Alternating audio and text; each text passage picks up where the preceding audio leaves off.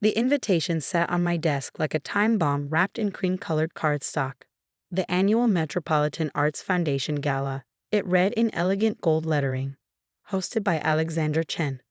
My name looked foreign in that fancy script, so different from the Alex I used to scrawl on food delivery receipts 5 years ago. Through my office windows on the 50th floor, I could see the same hotel where I'd been humiliated at this very event half a decade ago. The street Regency still stood proud against the Manhattan skyline, but now I owned it, along with 5 other luxury properties in the city. Ms. Chen, my assistant Thomas's voice came through the intercom. The event planning team is here for the final walkthrough, and your sister's called 4 times this morning. Let me guess, about the gala? She left messages saying it must be a mistake that her invitation hasn't arrived yet. I smiled, picking up the stack of invitations on my desk. Each one represented careful curation, strategic networking, and sweet, sweet karma. No mistake, Thomas. Has she tried dropping our parents' names yet? Third call. She mentioned that Daddy would be very disappointed. Daddy's disappointment stopped mattering around the same time his company needed my bailout. I stood smoothing my Valentino dress, not off the rack, but custom made. That's what happens when you build a $2.8 billion real estate empire from scratch. Send in the planning team. The team filed in, led by Miranda, the city's most sought-after event planner. 5 years ago, she wouldn't have taken my calls. Now she rearranged her schedule to accommodate mine. Alexandra, darling, Miranda air-kissed both cheeks. The ballroom transformation is simply magical. The crystal installation alone cost $3 million, I know. I gestured to the 3D holographic display of the venue. Show me the seating arrangement. The layout appeared, floating in the air between us. 300 tables, each meticulously placed to create power dynamics that would make Machiavelli proud. CEOs next to politicians, artists beside tech moguls, influencers strategically separated to avoid drama. And the former Chen family table?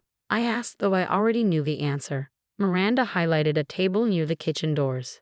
As requested, table 278, between the Instagram influencer with falling numbers and the dot-com bubble survivor who still tells Bitcoin stories. Perfect. A far cry from their usual prime spot near the stage. 5 years ago, that's where they sat when my sister Victoria delivered her famous line. Reserved for the chosen ones, dear. Why do we find somewhere more appropriate? I've been wearing off-the-rack BCBG, carrying a clutch full of business cards and desperate hopes of networking. Fresh out of my MBA, rejected from the family business for being too aggressive, rich, coming from my cutthroat family, and trying to launch my first real estate venture. Victoria, dripping in Cartier and family privilege, had turned me away from the family table in front of half of Manhattan's elite. We can't have you embarrassing us with your little business schemes, she'd whispered, adjusting her inheritance bought diamonds. The guest list is confirmed. I asked Miranda, returning to the present. She pulled up a holographic scroll of names. All 2,800 guests verified. The waiting list has reached 4,000. And a special instructions for the Chen family. If they arrive, they're to be seated immediately at 278. No table hopping, no approaching the main stage, no access to the VIP lounges. Miranda paused. Your sister has tried to contact me directly. Offered quite a sum to be relocated to a better table. I'm sure she did. I turned to the window, watching the afternoon sun glint off the street Regency's windows. Tell me, Miranda, do you know why I bought this hotel? The prime location? The historical significance. Because 5 years ago, after that gala, I sat on the steps outside for hours, watching people leave in their luxury cars. I swore I'd either own the building or burn it down. I turned back to her. Buying it proved more profitable. The team laughed, but Miranda's eyes showed understanding. She'd been in the business long enough to know that success is the best revenge. Now, I pointed to the stage design. Show me the unveiling sequence. As Miranda detailed the moment I'd announced my company's latest acquisition, a certain struggling family business I'd bought through shell companies, my phone buzzed with another call from Victoria. I declined it, savoring the irony. The chosen ones had chosen wrong. The next few hours dissolved into details, menu tastings, each dish worth more than that BCBG dress I'd worn. Security arrangements, 5 times stricter than previous years, and entertainment. A certain A-list singer Victoria had desperately tried to book for her daughter's Sweet 16.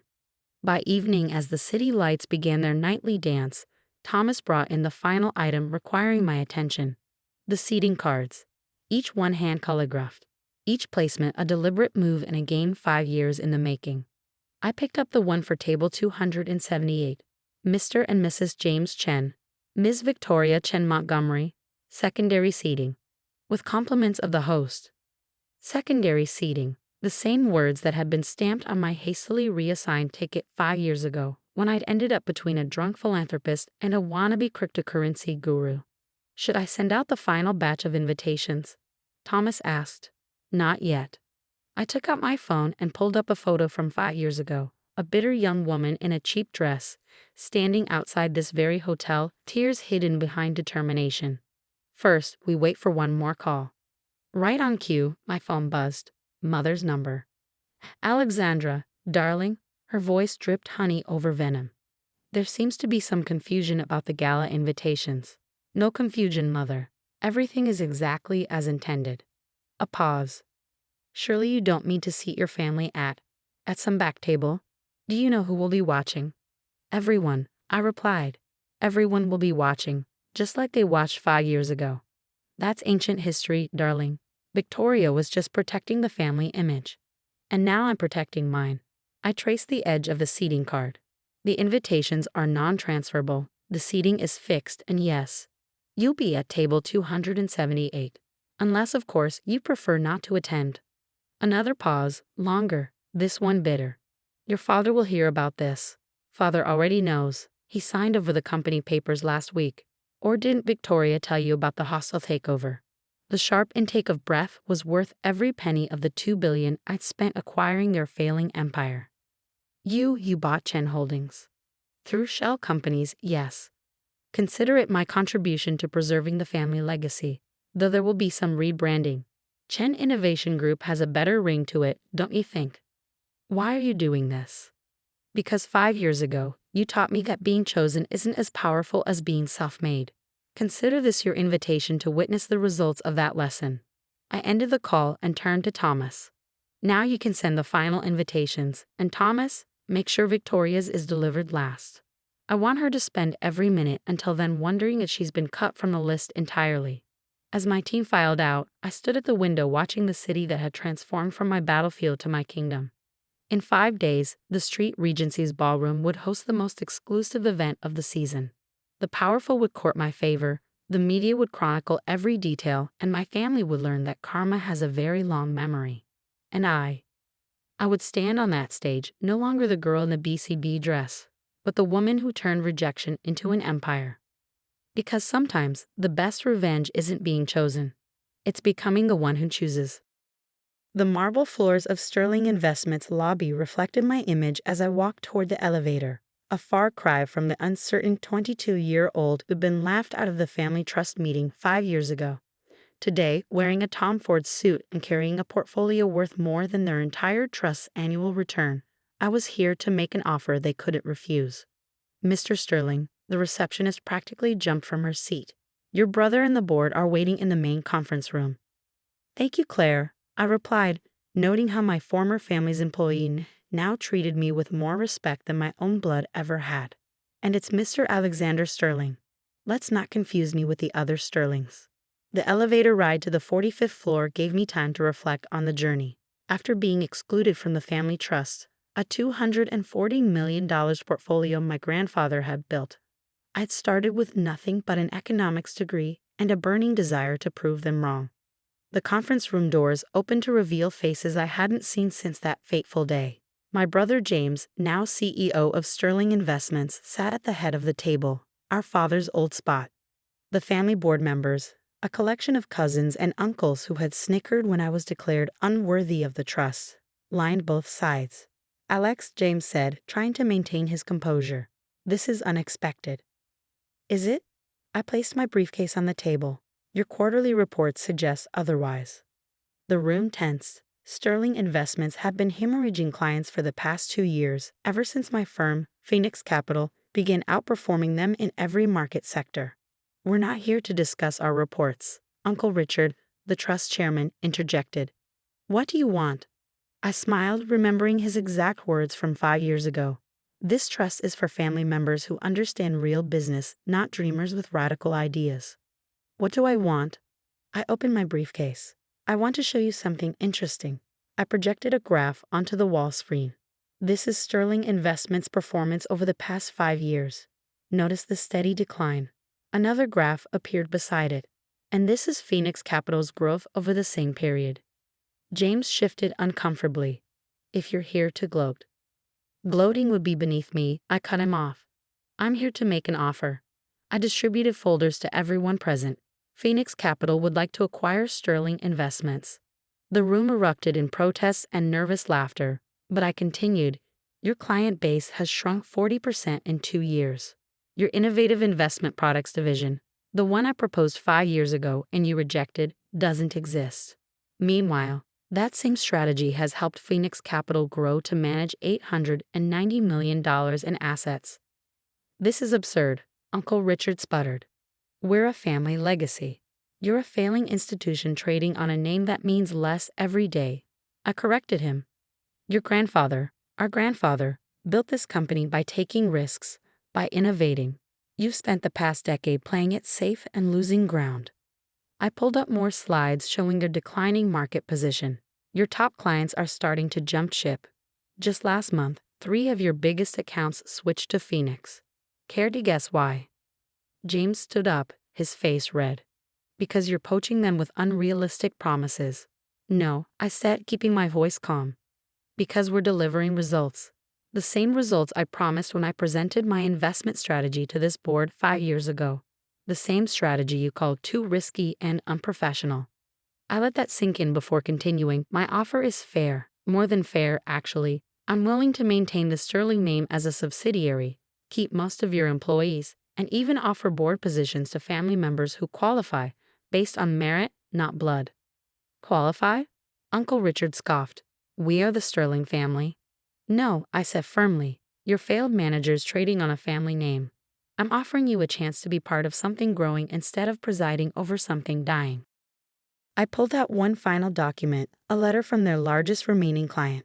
The Rothman Group is considering moving their $180 million portfolio to Phoenix Capital next month. When that happens, your stock will plummet. This offer expires in 48 hours. The room fell silent as the reality sank in. James, looking defeated, finally asked, "Why are you doing this?" Because 5 years ago, he taught me the most valuable lesson of my life. I packed up my briefcase. You showed me that true success isn't inherited. It's built. Every client I've earned, every strategy I've developed, every dollar I've made came from proving you wrong. I headed for the door but turned back one last time. Oh, and James, remember what you said when you had security escort me out. This table's for family only. I smiled. Well, now I'm buying the whole building. You can keep the table. Walking out, I heard pandemonium break out behind me. Accusations, blame, desperate suggestions for alternatives. But I knew they had no choice. The market waits for no one, not even the mighty Sterling family. My phone buzzed. A text from my assistant. Rothman Group confirmed the transfer. They're moving everything to Phoenix next week.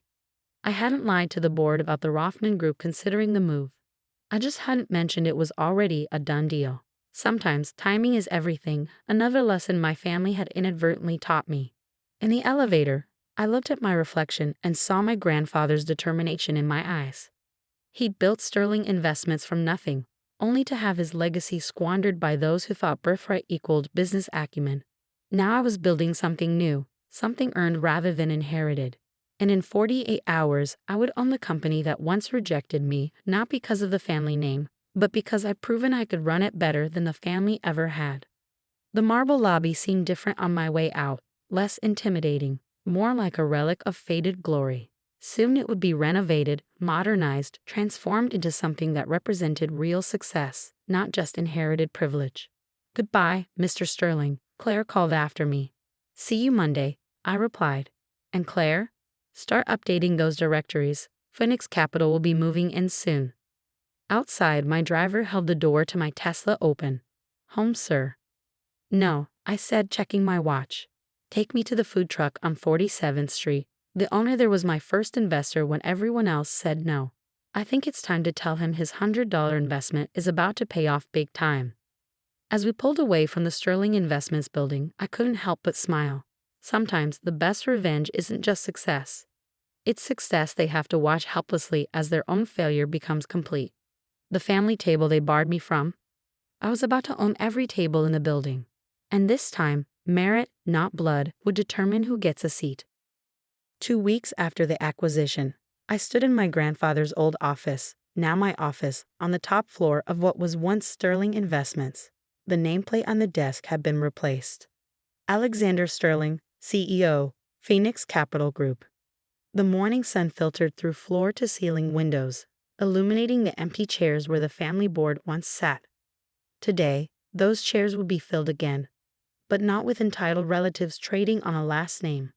My new board consisted of the brightest minds I'd recruited over the past 5 years, people chosen for their talent, not their DNA. My phone buzzed with a text from James. Family dinner at Mother's tonight. She insists you come. I smiled, remembering the last family dinner I'd attended, the night they announced James as the trust's heir apparent while I was told to find a more suitable career path.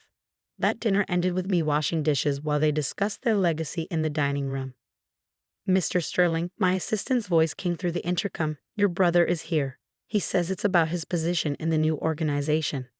Send him in. James entered, looking distinctly uncomfortable in business casual rather than his usual bespoke suits. The past 2 weeks had aged him, amazing what actual work can do to someone who'd never really worked before. Alexei started, then corrected himself. Mr. Sterling, I've reviewed the new organizational chart. And? Vice President of Client Relations, his voice cracked. That's 3 levels below my current position. Your former position, I corrected. And yes, that's the role I believe matches your current skill set. Unless you prefer to interview for other positions, our mailroom is always hiring. He sank into one of the chairs. This is revenge, isn't it? No, James. This is business. I pulled up his performance metrics on my tablet. Your client retention rate was 43% last year. The industry standard is 85%. You've lost more major accounts in 2 years than grandfather acquired in 20. Those clients were poached by you. Those clients chose better performance over family loyalty, just like I'm choosing better performance over family sentiment. I showed him another screen. But I'm giving you a chance to earn your way up, something you never gave me. He stared at the floor, perhaps seeing his reflection in the polished marble. Mother wants you at dinner tonight. She says it's time to heal the family rift. Interesting timing, I replied. Did she mention healing any rifts when I was sleeping on a friend's couch after being cut off? Or when I was working 3 jobs to fund my first investment strategy? We were wrong, he whispered. Is that what you want to hear? What I want is for you to understand something. I stood and walked to the window, looking down at the city that had witnessed my rise. 5 years ago, you all taught me that family isn't about blood. It's about value. So I built my own family here at Phoenix. Every person in this building earned their place. Now it's your turn. My phone buzzed again. A message from the food truck owner who believed in me. His daughter had just graduated business school. Send me her resume, I typed back. The board meeting starts in 10 minutes, I told James. Your new position begins with presenting the client retention strategy for next quarter. I suggest you be prepared. I've never had to present anything before, he admitted. Father always handled the strategies. YouTube has excellent tutorials on PowerPoint, I replied coldly. I learned there while you were attending executive lunches. As he hurried out, looking more disheveled than I'd ever seen him, my assistant entered with the morning reports. Sarah Chin, the food truck owner's daughter, had already submitted her resume. Top of her class, multiple internships, hungry for success. Just like I had been. Schedule an interview with Ms. Chen, I told my assistant, and send a message to Mother. Tell her I'll attend dinner on one condition. It's held at Golden Walk. The food truck, sir. Yes. Let's see how the family handles eating at the place that funded their downfall, one dumpling at a time. The board members began filing in, brilliant minds from diverse backgrounds, each with a story of overcoming their own version of rejection. They took their seats around the table that had once been reserved for family only. Looking at them, I realized I'd built something far more valuable than what I'd been denied. The Sterling Trust had been about preserving wealth. Phoenix Capital was about creating it. The family name had meant everything to them. But to me, it was just letters on a building I'd earned the right to change. Before we begin, I addressed the board. I want to share something my grandfather once said. Legacy isn't what you leave behind. It's what you build forward. Today, we're not just running a company, we're building a new kind of legacy. As the meeting proceeded, I watched James struggle through his presentation, sweating under the merciless questions from board members who had earned their seats through competence, not inheritance. This was his first taste of real business, of earning respect rather than assuming it. Perhaps tonight, over food truck dumplings, I'd tell them about Phoenix's new merit-based internship program, named after the grandfather who built everything they'd squandered.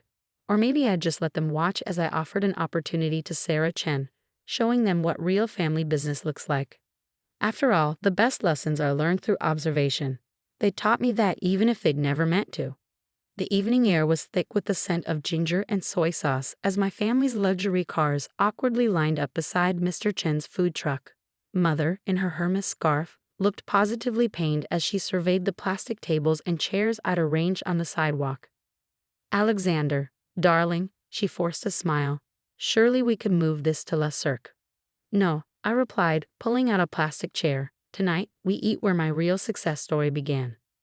Mr. Chen's daughter, Sarah, was working the counter, her newly minted MBA badge proudly displayed next to her name tag. She'd start as a junior analyst at Phoenix next week, a position she earned through merit, not marriage or birth. James arrived last, his new company issued Toyota, a stark contrast to his former Maserati. Sorry I'm late. I was finishing the revised client retention presentation. How's that coming along? I asked, knowing he'd spent hours learning basic Excel functions he should have mastered years ago. It's enlightening, he admitted, sitting down. Mr. Chen himself brought out our food, the same dumplings that had sustained me during my building years. On a house, Mr. Sterling, he smiled. For old time's sake. No, I said, handing him my credit card. Success should always be paid for. That's the lesson, isn't it, family? Mother picked at her dumpling with a fork, clearly missing her usual silver service. Darling, about the company changes. Surely we can reach some kind of family arrangement? We already have, I said, enjoying my food.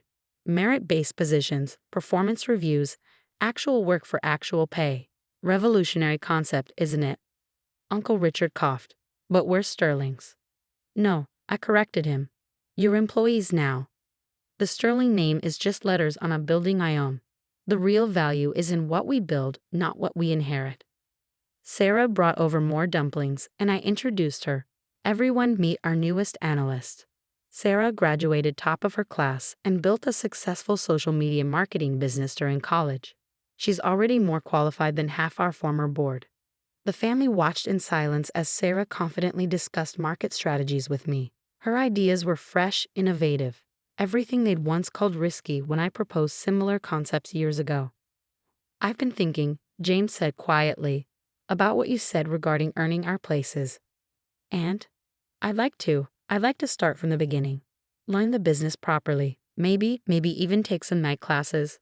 I studied my brother's face, seeing for the first time something beyond entitlement, humility, maybe even determination.